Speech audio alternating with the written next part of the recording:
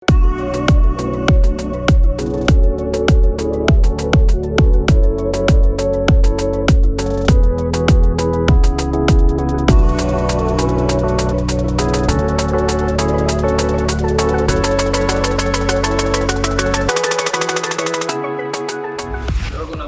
ನಾನು ನಿಮ್ಮ ತೇಜು ಮಾತಾಡ್ತಾ ಇದ್ದೀನಿ ಟೀಮ್ ಆಕ್ಸಿಜನ್ ಜಿಮ್ ಇಂದ.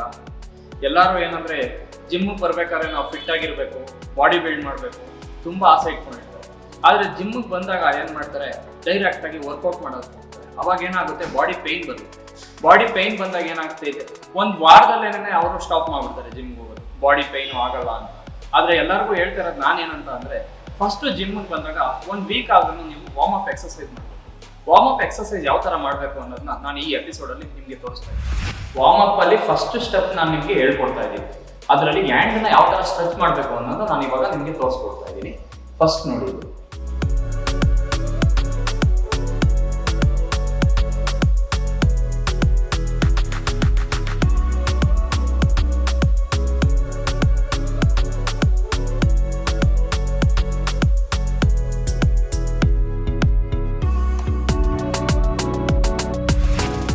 ಸೆಕೆಂಡ್ ಸ್ಟೆಪ್ ಏನಂದ್ರೆ, ನಾನು ನಿಮಗೆ ಬಾಡಿ ಫ್ರೀ ಮಾಡೋದು ಯಾವ ತರ ಅಂತ ನಾನು ನಿಮಗೆ ತೋರಿಸ್ತೀನಿ.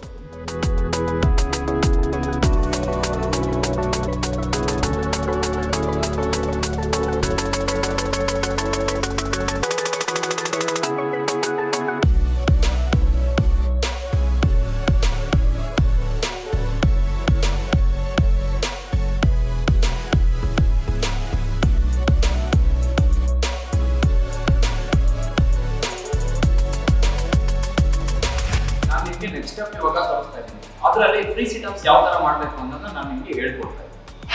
ಫ್ರೀ ಸಿಟಪ್ಸ್ ಅಲ್ಲಿ ನಾರ್ಮಲ್ ಆಗಿ ಏನ್ ಮಾಡ್ತಾರೆ, ಎಲ್ಲರೂ ಒಂದು ತಪ್ಪು ಮಾಡ್ತಾರೆ.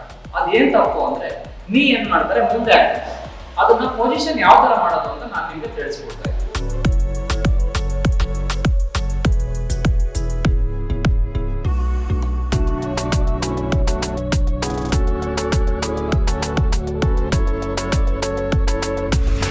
ಈ ಸ್ಟೆಪ್ ಅಲ್ಲಿ ನಾನು ನಿಮ್ಗೆ ಏನ್ ಹೇಳ್ತಾ ಇದ್ದೀನಿ ಅಂದ್ರೆ, ಟ್ವಿಸ್ಟರ್ ಬಗ್ಗೆ ಹೇಳ್ತಾ ಇದ್ದೀನಿ.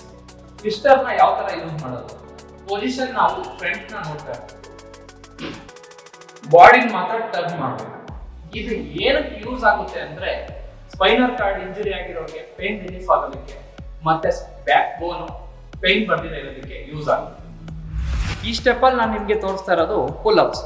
ಪುಲ್-ಅಪ್ಸ್ ಏನಕ್ಕೆ ಮಾಡೋದಕ್ಕೆ ಯೂಸ್ ಆಗುತ್ತೆ ಅಂದ್ರೆ, ಪುಲ್-ಅಪ್ಸ್ ಮಾಡಿದ ನಂತರ ನಾವು ವರ್ಕೌಟ್ ಮಾಡೋದು ಏನಿರುತ್ತೆ, ವರ್ಕೌಟ್ ಮಾಡೋದು ಹೋದಾಗ ಬಾಡಿ ಫುಲ್ ವಾರ್ಮ್ ಅಪ್ ಆಗಿರುತ್ತೆ, ಮತ್ತೆ ಮಸಲ್ ಕ್ಯಾಚ್ ಆಗೋದನ್ನ ಅವಾಯ್ಡ್ ಮಾಡುತ್ತೆ. ಅದರಿಂದ ನಾವು ವೆಯ್ಟ್ಸ್ನ ಜಾಸ್ತಿ ಪುಷ್ ಮಾಡೋದಕ್ಕೆ ಸಪೋರ್ಟ್ ಮಾಡುತ್ತೆ.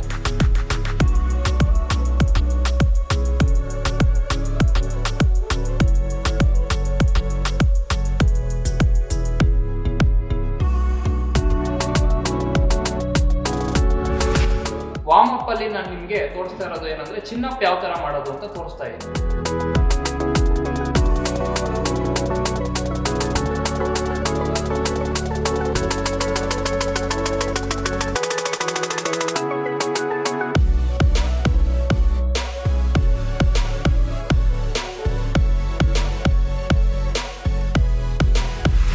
ಈ ದಿನದ ಸಂಚಿಕೆಯಲ್ಲಿ ನಾನು ನಿಮಗೆ ಬಾಡಿನ ವಾರ್ಮ್ ಅಪ್ ಮಾಡೋದು ಹೇಗೆ, ಬಾಡಿನ ಫ್ರೀ ಮಾಡೋದು ಹೇಗೆ, ಸ್ಟ್ರೆಚ್ ಮಾಡೋದು ಹೇಗೆ, ಇದ್ರ ಬಗ್ಗೆ ನಿಮಗೆ ತಿಳಿಸಿದ್ದೀನಿ. ಮುಂದಿನ ಸಂಚಿಕೆಯಲ್ಲಿ ನಾನು ಒಂದು ಮಸಲ್ ವರ್ಕೌಟ್ನ ಯಾವ ತರ ಮಾಡೋದು ಅಂತ ನಿಮಗೆ ನಾನು ತಿಳಿಸ್ತೀನಿ.